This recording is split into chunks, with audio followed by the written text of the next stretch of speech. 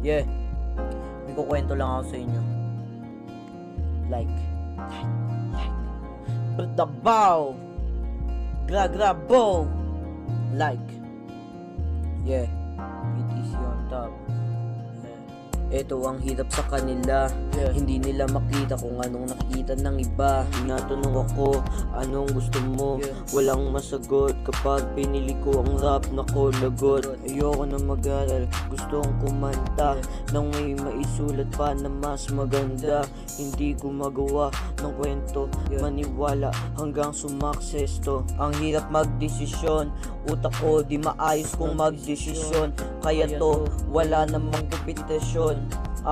Gusto magpursige para sa kanta may masulat at masabi. Sa estado ko ngayon, laging tinatanong anong plano mo. Di nila nakikita kung ano nakikita ko. Alam kong walang maniniwala, pero walang mawawala kapag nagtiwala sa sarili kahit parang imposible. Paano ba naman kagaguhan ang laman ng mga kanta pag pumasok na hanggang para magtanda? Hindi uma-attend sa mga meeting, laging di ang nakaabang. Gusto ko lang muna ng kapayapaan nang walang nangingialam.